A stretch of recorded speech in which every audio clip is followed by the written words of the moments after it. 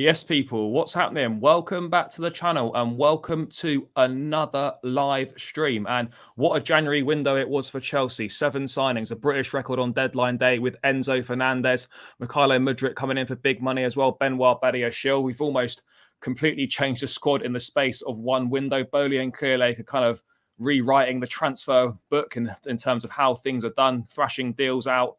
And it's an exciting time to be a Chelsea fan again. There's a much more of a better feel around the club. A few new faces coming through the door makes you forget kind of how bad things have been on the pitch, particularly in the first half of this season. We've got a game against Fulham tomorrow.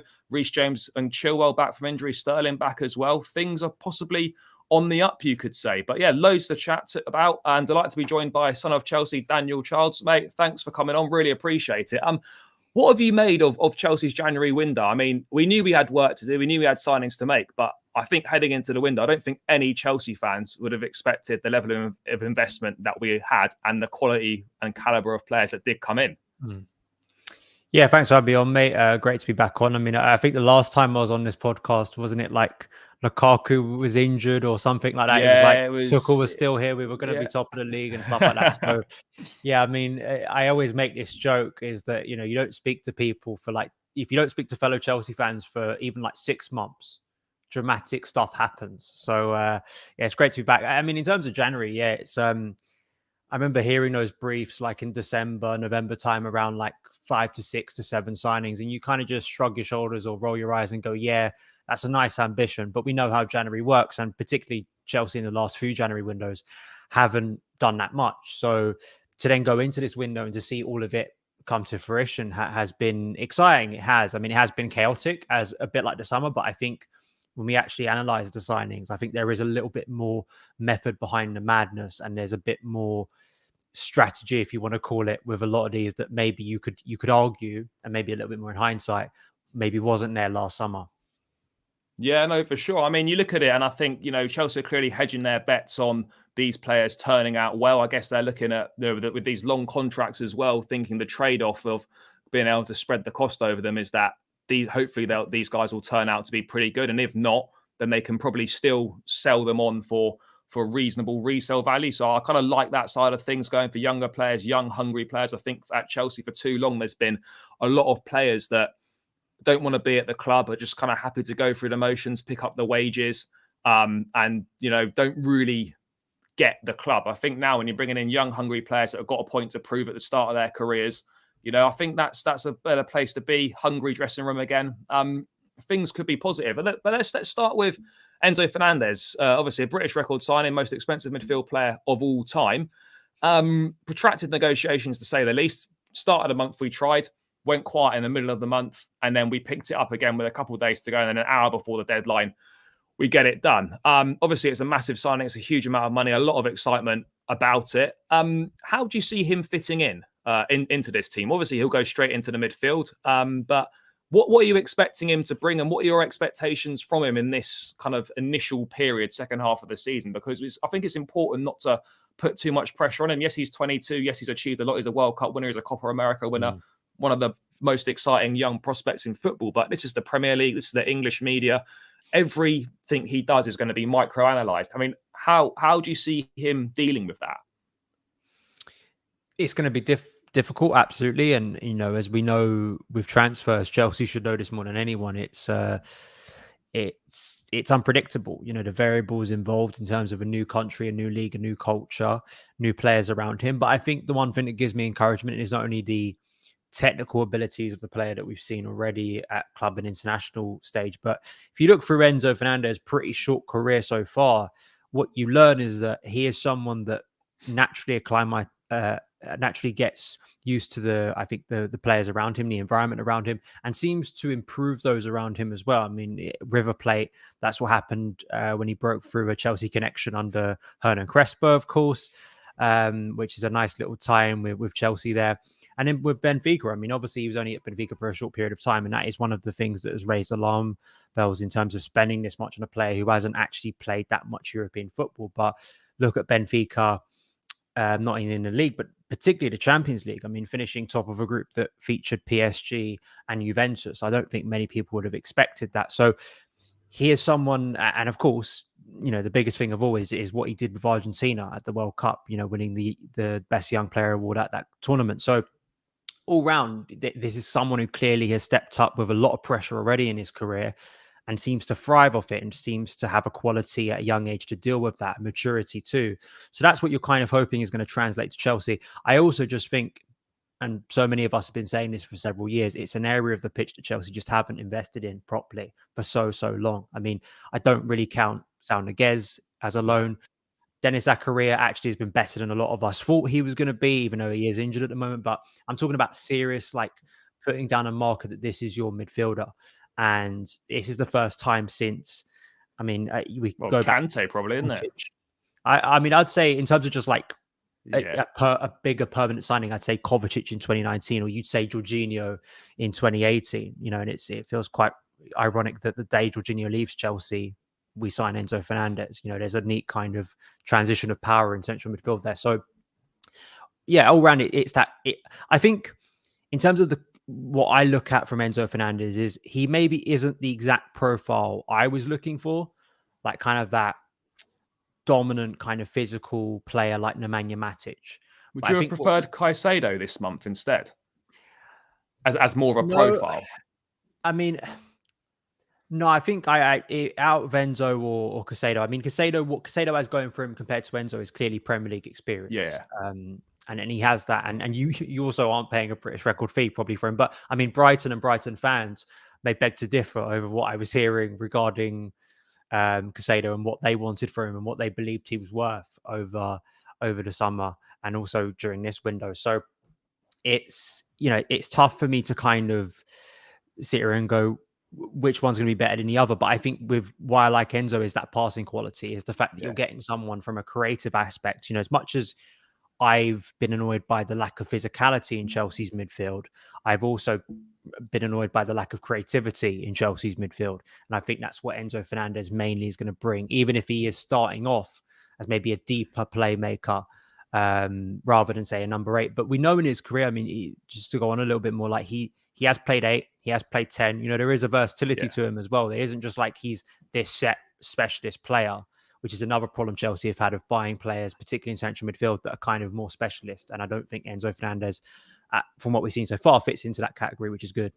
Yeah, no, I think that's a massive appeal to him, is the fact that he's kind of comfortable in multiple positions in that midfield. You can see him put that work in as a holding player. Obviously, not probably his preference to play there, but he can do a job there.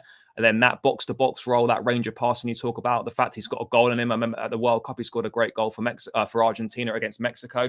And he's got that star quality. And, when you're looking at midfielders that are going to improve the team and improve the team as much as Chelsea need them to improve it, you're shopping from a very small list. You're looking at Enzo Fernandez, which you've got now, Moises Caicedo, Declan Rice, Jude Bellingham. And then you're probably looking at the next guys down, maybe a Kone at Mönchengladbach, slightly less proven, but there's a very small list of players that you can actually get in the midfield that are going to make the desired difference to your team that you need. So that's why I'm so impressed that we've actually gone out there and got this deal done. I mean, look, I don't want to sort of be critical of the previous regime, because it's something we have to be grateful for because of how much success they've brought us over the years. But it's a sort of deal that if Marina and co were negotiating that doesn't happen. I don't think Mudryk happens either. So but just to jump in on that, is like, I reference this on my podcast, is that think back to the summer of 2021 when Aurelien Tchouameni was deemed not ready to play for Chelsea. Yeah. So they passed on him. And instead, on the deadline day, we signed Saul Niguez on loan.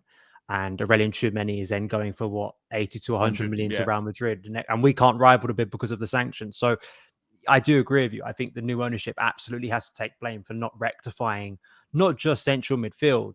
I think they slept on the central defence problem that then the new ownership had to kind of pick up the collateral damage of last summer.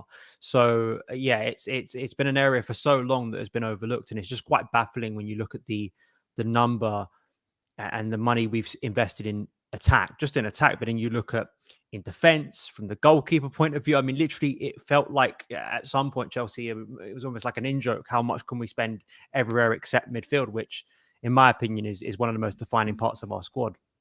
Yeah, no, it is. And it's what, as I said, it's one that's not been invested in properly. You kind of think with all the money that Chelsea have spent, it's amazing that several managers of good quality as well, some of the best coaches, didn't think it was an issue that needed to be addressed. I mean, I can understand from the Thomas Tuchel perspective that last summer, the centre-back issue needed to be addressed because we lost 2. We had to get another 2 in. But to think that the midfield was okay and then you panic and you bring Zakari and yes, okay, he's done better than we expected, but we can't keep making those mistakes. And it looks like, in the summer, I think, the guys have just come in there learning on the job pretty quickly, getting used to football, don't know the sport. You can almost forgive some of the signings where you think, well, actually, maybe we wouldn't have done that if we could go and do that window again. But I think the way they've picked it up in January, yes, the intent's there, the ambition's there, they put their money on the table, they're getting things done. That's one part. The next part now is it's down to Graham Potter and the coaching staff to get a tune out of these players and kind of hold up their end of the bargain, as it were, because they've got the backing from the board. Boehly and co are clear they're going to back Graham Potter. I think Potter's got the rest of this season. I think he's got a full run next season as well. But how much do you think this ramps up the pressure on Graham Potter now? There's been this heavy investment, a lot of players coming in. It's not easy to juggle a lot of new faces coming in the door at once. I mean, there's always pressure as a Chelsea manager, but do you think this ramps things up another level? Maybe not internally, but certainly from outside, from the media, from other fan bases and things, there's going to be an increase on the pressure around it. I mean, absolutely externally, as we know, that figure that we've spent in January is, kept on being thrown back. I think it was like 288 million we spent in January. I think we accounted for 37% of the Premier League spend in January. I think our overall spend in January was more than Bundesliga, Liga, La Liga, and Serie A teams combined. So all of that stuff you prepare for, right? And that's, if it doesn't work out, that number becomes, stronger in terms of people will keep on bringing it up and throwing it in your face. I think in terms of Graham Potter, he has faced a lot of internal I mean, do we talk about internal in terms of actually the hierarchy, or you talk about internal? For me, I think more so fans, right? The supporters who go and see games. And he's already faced a lot of scrutiny, criticism, pressure. He was at, the Etihad where people were singing the previous coach's name. I think he's already faced a lot of that, to be honest. He's faced a storm that I think few of his predecessors have actually had to deal with. So he's already faced a lot of stuff, but I can absolutely understand the expectation level, particularly from a supporter point of view. I mean, remember Frank Lampard in the summer of 2020, when we spent all that money on a load of new players, Timo Werner, Kai Havertz, Ben Chilwell, Thiago Silva, Edouard Mendy, Hakim Ziyech, there was a hope that those players were going to transform our team. And I think I do wonder in that season in particular, that expectation with Lampard's inexperience kind of dragged him down a bit. But I look in the context of what Chelsea squad lacks and what we need, and I would like to think this, and as well, the biggest thing is this is a different ownership, and that's the biggest unknown what if of all of this, to be honest, is that I think it was quite predictable under the previous ownership. If they spent a lot of money and then the team wasn't winning the Premier League, wasn't competing, was out of the Champions League, you knew that manager wasn't going to stick around. I think with this one, it's kind of hard to gauge that until we get a bigger sample size. But absolutely, when you spend that much, especially externally being Chelsea, there will be questions, obviously, if results don't radically improve.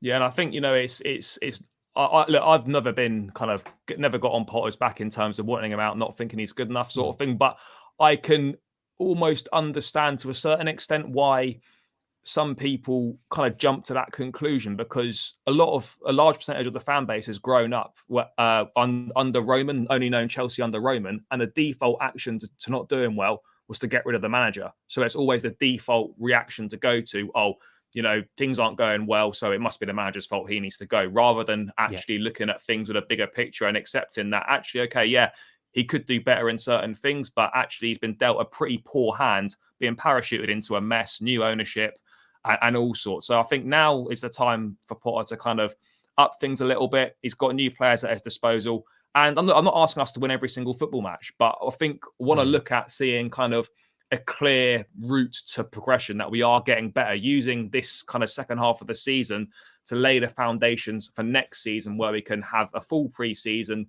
The new players who sign in January, which essentially has been like a summer window for us, have had 6 months to bed in. They'll have a pre-season to bed in. And then next season, I think you can kind of look at it and judge it as a bigger picture. But in terms of the other business we've done, I mean, the likes of Mykhailo Mudryk coming in, Badia Shil from Monaco. What have you made of that business? Mudryk, obviously not seen too much of him, was very exciting against against Liverpool when he came on. I don't know if that says more about him or more about the poor standard of attack that we've had for a number of years and the crap we've quite frankly seen from those guys. I mean, João Felix looks promising for the 60 minutes at Craven Cottage. It's got sent off, not ideal.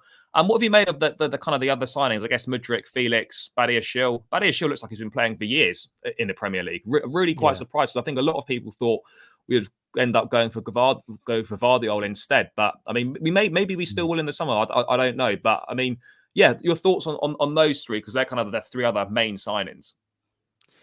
Yeah, I think Badiashile has really impressed me. Crystal Palace, being there in person and seeing the aerial dominance. I think he really I think he had a struggle in the first half, kind of maybe adapting to the pace of the Premier League. And I thought that Crystal Palace was actually a really good opposition to start with because they're a really good counter-attacking team with some of the players they've got at their disposal. And I think that aerially, as well as that game went on and Chelsea sat deeper and deeper as we tend to do, he showed himself well. And then he goes to Anfield, a very different challenge. And once again, he's kept 2 clean sheets. I think him and Silva have built quite a quick rapport. I mean, that's not surprising. I mean, I think Thiago Silva would do that with any defender, to be honest. But it's good to see. He's come in, he's adapted. He looks like a player that should be starting most games now, and that's brilliant. The other one, João Felix, I mean, we only got 50 minutes or something of him, and then he decided to 2-foot someone. So I think there's a hope there, right? That technically he could offer a bit more, not only flair, but just precision in that final third and doing things that other players at Chelsea haven't done, as you refer to. Mykhailo Mudryk, people seem to think I don't like Mykhailo Mudryk. Like I was my biggest thing on Twitter, right? So people got annoyed at me on Twitter because, and the person kept, I saw a screenshot of one of my tweets where it's like, just to clear this up, right? I know this is kind of off tangent, but it was making a joke of the Arsenal fans who kept on making conspiracy theories about why Chelsea signed Mudryk. It was nothing against Mudryk as a player, but the great thing about that screenshot was the person probably should have cropped out the second part of the tweet, which makes it abundantly clear it's a joke about Arsenal, not about Mudryk. But anyway, you've got to be excited about Mudryk, right? I think that he really did infuse us. And I was speaking to Liam Toomey last week, and I said it just like you did. I said, was what we saw at Anfield something to be really excited about, or was it because we haven't seen players do stuff like that since Hazard? And I think maybe it's a bit of both, and we have to see a larger sample size with Mudryk, but just a bit of a maverick, right? Someone who is going to have that trickery, being able to take several players out of a game and create space for others. And I think that there is someone there that hopefully is a real big talent. And actually, my reaction, I sort of changed I admit I was wrong. I think my initial reaction to the deal was that when you actually saw the finances behind it and the fact that this is a guy who wage-wise is actually a lot lower than some of the players we've been buying in recent years, I think that's really optimistic, right? And I hope that he gets to start against Fulham, and I'm excited to see what he could do. I think that was it, right? I mean, the other ones, like Malo Gusto, I think is a very important signing. Like I went into this window with 2 things, right? I was like, we need defensive cover for Reece James and a central midfielder.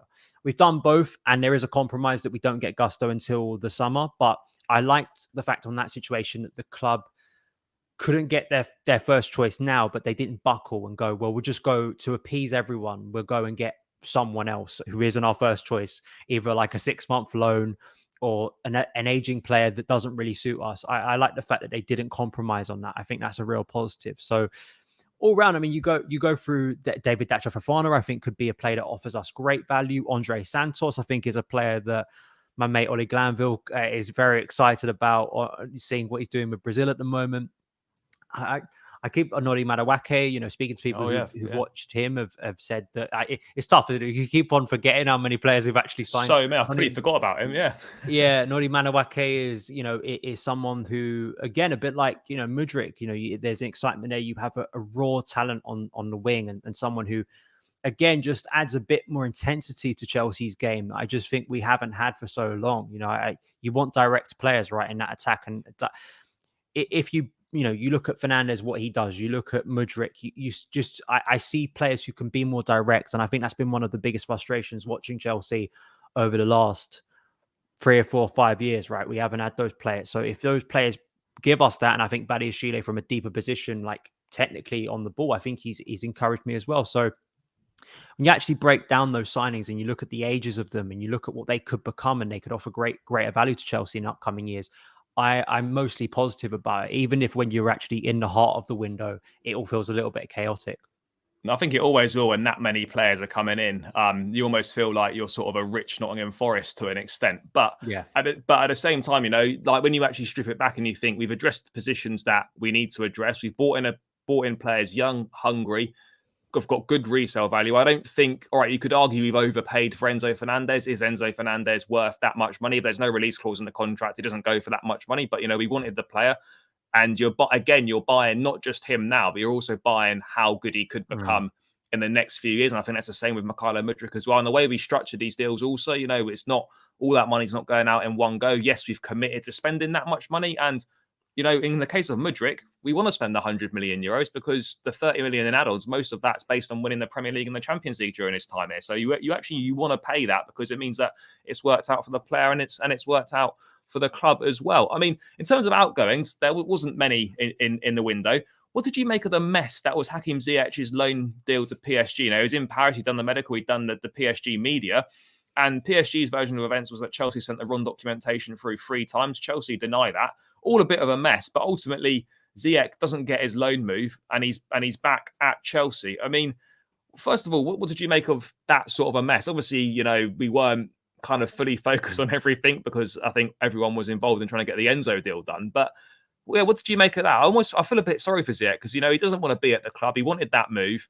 He's actually done reasonably well in recent weeks when he's played for us. And now he's kind of thought I was going to PSG and now I'm not, and he's got to get his head back in the game again. Yeah, that's the biggest thing about this for me. It is just sympathy for Hakim Ziyech. I mean, it is briefing on both sides, right? PSG want to make it look like Chelsea are a circus and Chelsea have no care. And then on the Chelsea side, they're saying, as I think Matt Law reported, and he was on London is Blue Pod, and he was saying, like, listen, it's for people to decide, right? On the Chelsea side of things, it's a technology problem, right? And there's no sort of malicious intent around that. And to be honest, I think that the one thing he did clarify is that Chelsea have a lot of people who work on deals, so the idea that their attention was kind of just focused on Enzo Fernandez. There's a lot of people, but it wasn't only deal on deadline day that fell through from a Chelsea perspective on an outgoing. There was the Omari Hutchinson loan. Yeah. Xavier Simmons, I think, was going to go on loan. No, actually, he was going to go permanent to Hull. It didn't happen. Yeah. So, yeah, I mean, you could say there's a trend to that. But for Ziyech, I do feel sympathy. And I think it's going to be an awkward kind of conversation probably that Graham Potter's going to have because before that PSG thing came up, I think, as you rightly said, this was a guy who was offering things for Chelsea on the pitch. And at least I was looking at Ziyech and thinking, all right, he probably ain't going to be here beyond this season, but Graham Potter can use him to the best of his ability, the ability that he clearly has always had, even if it isn't consistent. And, I think in both games against Palace and Liverpool, he was an important player, and I think he played well. So I'm curious to see what happens tomorrow night. Because if you're just going off the logic that if you're just going off Chelsea form recently, then Ziyech, for me, is the player I start on the right wing. But there's a lot of politics. There's also a morale thing. Where is that player psychologically? He was, as you said, he was in Paris. He was readying himself for this deal, a new chapter in his career, probably a chance to revamp in his career, which is probably something he's needed for so long. So I just feel sympathy for him, and I hope, for his sake, he still gets some football. But the problem I think he's going to have now is that Raheem Sterling is coming back. Nodi Malawake is now going to be competing for that position. Joao Felix, even if we don't classify Joao Felix as a right winger, that's still, there's only so many spaces in this team in the front line. So, I just hope he doesn't get completely frozen out. I think there could still be some games for him to offer something for Chelsea. Yeah, I still think he can offer something. I mean, look, it's been when he came in, there was kind of a lot of excitement around it. It's not really happened. He's one of those players for me where he's got so much technical ability. I think he's one of our most technically gifted forward players, but for whatever reason, you just don't see it enough on the pitch. And whether that's him, whether that's the way that we play, whether that's the Premier League, I don't know. But there's so much ability within Hakim Ziyech, but you just don't see it enough. And I think it's best for both parties that he's not wanting to be here for a while. I remember Leeds way earlier in the season where straight after that game, when we lost 3-0, he flew out to Amsterdam to try and get a move to Ajax. You don't hold these things against players. Well, I certainly don't, but it's kind of clear that he doesn't want to be here. But then he's pictured in training today, and you've got, the least you can say is that he's a very good professional. He's not. I mean, obviously, I don't know what he's doing behind the scenes, whether he's kicked up a fuss or not. But at least publicly, he seems to be kind of just, I'm just gonna have to get on with things, and he'll get his move in the summer. Whether PSG want him again is a different question, but he won't be here next season. I think the way he's conducted himself since Yeah. the World Cup has been better than the way he conducted himself in the first half of the season. Although he didn't play a lot, the performances we did see before Christmas mostly were shocking. Like I do agree that and to be fair, they were in the ones I'm more thinking of was the last few ones under Tuchel. Actually, I remember the Zagreb one that was Tuchel's last game. That's one of the worst performances I've seen from a Chelsea player. It was awful. And I'm not saying that Ziyech was the only one to blame that night and that he was the only underperformer, but just you did get what was on the pitch was very much just feeding into the narrative that he didn't care. But I think that the recent weeks haven't shown that from a player, and I just hope that if he is featuring again after returning, we see that again. He just keeps on going, because then, at least from a fan perspective, I think there'll be a respect for Ziyech, and a bit of sympathy for him after the move fell through. Yeah, no, for sure. I mean, throwing it forward to tomorrow night, then obviously back in action. Feels weird, Chelsea playing on a Friday night. I don't know when the last time that happened was. I certainly can't remember it. But we're playing Fulham again, 2 weeks or just over 2 weeks after we lost to them at Craven Cottage. Key players are coming back from injury. Reece James is available again, so is Ben Chilwell, so's Raheem Sterling. Obviously, issues in midfield. We don't know if Enzo's going to play or not. Possible work permit issues. Wasn't pictured in any of the training photos today. And if he was training today, I'm sure the club's social media team would have been taking full advantage of that. So it would look unlikely for Enzo Fernandez to make a debut tomorrow. So there are midfield issues there. Kovacic is also out. So I think Zakaria might still be unavailable as well. So there's a few issues in there. But before we sort of chat about the team briefly, what are your thoughts going into this game? Obviously, you're playing Fulham again very closely from when we last played them due to that fixture being rescheduled. They're doing very well. Willian's coming back to the bridge, scored against us last time. What are your thoughts? Because this is a game that we have to win this game. No disrespect to Fulham. They're having a very good season. They're doing really well. But if you're Chelsea, I know we say this a lot, and there's no guarantees in football. You can't have a given that you're going to win games. But we've got to start picking some points up. And, we're unbeaten in the last two, which is something to celebrate for us, given the standards this season. How do you see this game going? It's going to be a tough one. Yeah, I mean, this is not like the old, kind of usual Fulham versus Chelsea games where you kind of expect Fulham in a relegation battle and Chelsea are going to comfortably win. Fulham have done so well this season. I think they've got players who, really making a difference. Willian looks still good enough to play for Chelsea. And it shows you, I always felt he was a bit underrated at Chelsea or just underappreciated at Chelsea for what he did. And I think that his consistency and just quality has shone through, I think, this year for Fulham. Paulinho, I think, has been a really good addition in central midfield. Mitrovic has been that front man, and just I think you saw it in the game at Craven Cottage a few weeks ago. Was that I don't think Fulham had their best performance that night, but they, without Mitrovic, there was kind of a sense of unity and a sense that they were going to get through, and there were things that kind of they went back to that are kind of clearly defining that system, and that's, I think, a credit to Marco Silva as a head coach. So they'll come, because I think the narrative from, I think, mainly a Chelsea perspective and also an outside perspective is about the new signings. It's about Chelsea spending all this money. What is the team going to look like? Kind of forgetting there's an opponent here, an opponent who is above Chelsea by 2 points in the table, and beat us recently. So they're going to come to the bridge with hopes that they could do the double over us, right, this season. So I think tactically, and with the issues Graham Potter still has, it's a dilemma, because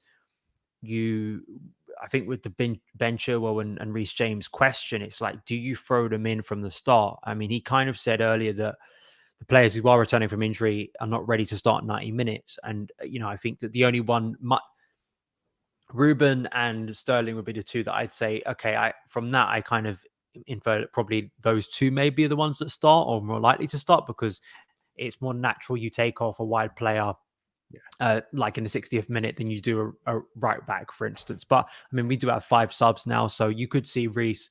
I do wonder if there's a little bit of fear over Reece of putting him in like we did against Bournemouth, and then the same thing happening again. But I guess my question back to that was when do we start Reece James?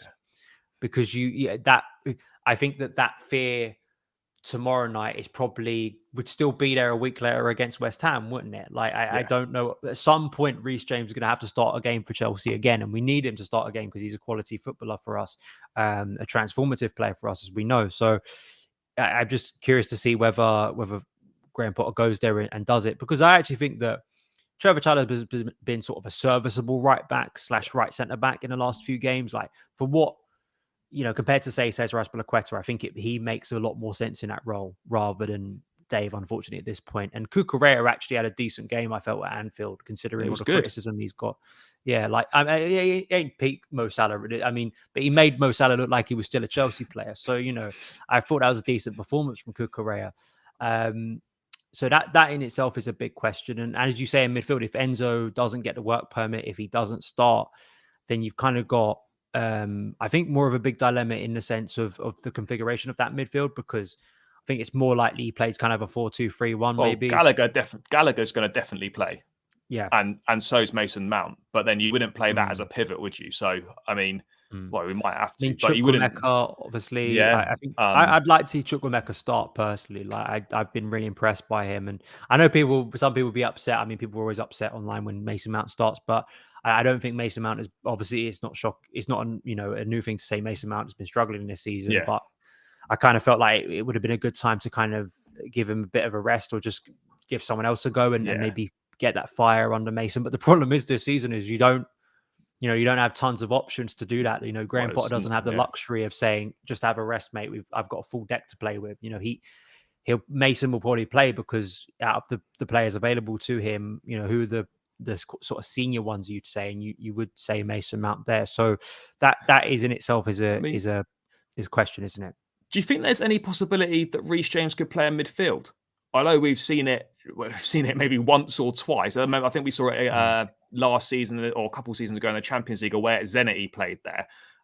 Given the fact that, I wouldn't say he plays in a pivot, but if you go with a 3-man midfield, could Reece play as a 6, maybe as a holding player? I'm sure that's probably something Graham Potter and his staff have maybe considered, given the fact that we don't have, if Enzo doesn't play, there's not really anyone to play in that number 6 role you could play Ruben there, I suppose, but I don't know. I mean, do you think that's something that maybe has crossed their mind? Maybe. I mean, I think it's more likely, or at least I'd prefer, I think Reece could play anywhere, right? And we saw it at the back end of last season under Tuchel. He played, I remember against Leicester near the end of the season, he was playing as a number 10 and he still looked influential. I think Reece could play as goalkeeper and probably do a decent job.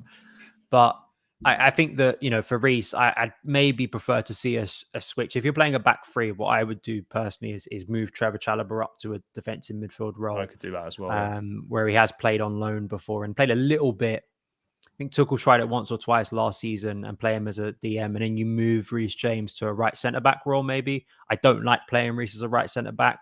But as some people have suggested with his injury problems, could that be a less taxing role on his body? At least if you're phasing him back in, and with as we know, the awkward thing of Chelsea selection problems at the moment. But I do, since the World Cup, Potter has been pretty consistent with his formations. Yeah, like it's basically been a 4-3-3. Yeah, 4-3-3 or 4-2-3-1. I mean, you can argue against Liverpool because you've got Chalobah there. Chalobah naturally kind of fills a right centre back role, right? So he kind of, at times you could see it being a back three, but I think he's kind of quite clearly to me, and also with the investment on players this month, for me, it more and more looks like he's trying to play a back four. And I think people were reporting as much at the time. I think even Ben Jacobs may have suggested that. So, that in itself, I think is quite interesting to see if that's going to change at all. So, yes, listen, I think Reece it's been talked about before, Reece's passing quality, his mobility. I think he's got a lot of attributes, but, I still think with that crossing ability that he has, it's just, it is a game changer. You get him flying down that wing. And the way he can cross a ball into that box is just, it can be devastating. It can win Chelsea games. And I still think that trumps everything else that he does. Even if Reece, if you put him as a right centre back, we know he can silence players like Son and Vinicius. Yeah. We know he can do that. But I just think I want to use Reece as a progressive threat as much as I can. And I think that's mainly at right back or right wing back. Yeah, I totally agree. I think he's like, whilst he can fill in other roles, he's wasted and he's not as effective for the team when he doesn't play in that right wing back or right back role. I think the front line almost picks itself. Havertz will go down the middle, Mudryk will play off the left, and it'll probably be Sterling off the right, or maybe Hakim Ziyech, depending on how fit Raheem Sterling is. Before we finish, I just wanted to ask you one thing. I forgot about it earlier. What are your thoughts on Jorginho moving on to Arsenal? Again, another player like Mason Mount that massively divides the fan base. He arrived here, people were unsure. That was kind of, he divided the fan base when he was signed, divided the fan base when he was here, divided the fan base when he left. I actually think when you look at his career as a whole at Chelsea, I think he's done very well for us. Look, he's got obvious deficiencies. Physically, he's not great. He's easy to beat on the transition. He's not great. Range of passing is not great. But what he does do is he provides control, and he's got a very good skill set that if you set up the midfield around him, he can be really valuable for you. And I think he's been very good for Chelsea. But obviously, a lot of people don't like him. How did you view his time here briefly, and your thoughts on him going?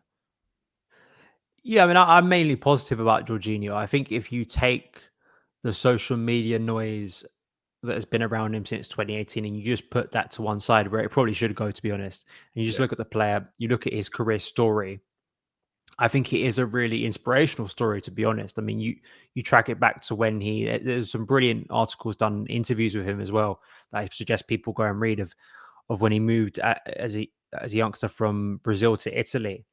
And one of these players that was kind of sold a dream by an agent, arrived in Italy, had no money, and was, in danger at points, and just didn't know where to go in his career. And then seeing where he developed all the way up to Napoli, which was a high point in his career under Maurizio Sarri, coming to Chelsea, that video of his mum going into the Chelsea megastore and seeing Jorginho 5 on the wall, and then also what the adversity that Jorginho as a player had to deal with at Chelsea. The way he was sarcastically cheered, I think it was, or sarcastically applauded when Sarri took him off against Wolves. And that was a really low moment in his Chelsea career. And you were kind of thinking, is this guy going to survive at Chelsea with some of the abuse he received? I think unfair abuse in that first season. And then, he was kind of being phased out under Lampard, but then he has an incredible run under Thomas Tuchel and, plays some brilliant games in that Champions League winning run. I mean, I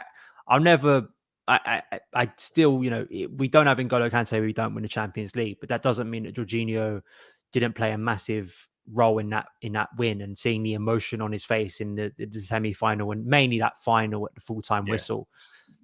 Him holding that trophy in Porto is just a defining image, and it sort of should trump everything else. As you say, we talk about Jorginho as a player. The problem with Jorginho as a player is kind of the problem with a lot of the social media conversation we have about football and a lot of topics now. It's extremes, right? Like, Jorginho is not the worst footballer we've ever signed. And it's not, anyone that tries and tells you that Jorginho never had a good game for Chelsea, he's never done anything good for Chelsea, just talking absolute nonsense. But he's not the best midfielder we've ever had at all time. I think that the unfortunate thing about the Ballon d'Or moment was it swung the pendulum back the other way. It was like, now he's like the greatest midfielder in the world. It's like, no, like Jorginho was a decent professional, and he had some really, really good performance. He was a durable player too. And I think he was a great professional behind the scenes. Everything you hear about him says that he's a really good guy. And I wish him the best. I really do. And I think that the shame of it for Jorginho was it ended so abruptly. Like, it was like, oh, it's over. Like, he's gone. And, for a player who did so much at Chelsea, I think maybe he deserved a bigger farewell, but that's the way it is. And I think it was a great piece of business for Chelsea, for a player with under 6 months left on his deal. And it is true that Jorginho, I think, probably should have been sold a couple of years ago. I think after the Champions League when was the perfect time to sell Jorginho, because I think you would have got a very decent fee for him based on his reputation. So I don't think there's a point right now to kick the boot in on Jorginho and talk about his flaws. We've spent enough time doing that over the last few years. I think now is the time. In the last few days, I've more been reflecting on his journey as a player, what he gave to Chelsea, and 99.9% of the time when a player leaves Chelsea, I'm positive about them and I wish them the best, with the exception of one Belgian goalkeeper. That there's no, like, most of the time I don't even care about them going to rivals. I wish them the best, and he was involved in one of the most famous, iconic nights in our history, and that obviously will never be taken away. Yeah, no, 100%, mate, 100%. Seems like a good point to round out. Mate, thanks so much for your time. Massively appreciate it. If people don't know what you do, don't know where to find your stuff, where's the best place for them to go? And I'll link it all in the description. Yeah, so obviously you've got my YouTube channel, Son of Chelsea, regular content, daily content going up there, covering the club, the transfers, the news, obviously the matches as well. You can also get it as a podcast if you just go onto any of main podcast providers and search Son of Chelsea. You will find it there as well. I'd say at Son of Chelsea on Twitter, not only for some other opinions that I give, but just for kind of the hub of my content as well, is probably the best place on Twitter. So those are the two main places. I'm also on TikTok at Son of Chelsea as well. Yeah, guys, make sure you go and follow all those accounts. Check out some great content. They'll all be linked in the description below. I'll be back. Tomorrow, guys. Stay tuned for the match vlog after the Fulham game, whenever, and then be back over the weekend with some more Chelsea-related content. So thanks a lot for tuning in. Massively appreciated. Make sure you hit the likes on your way out. Subscribe to the channel as well if you haven't done so already. Heading towards 3K. So please, every new subscriber helps. So please do subscribe to the channel if you haven't done so already. And I'll catch you again soon. Cheers.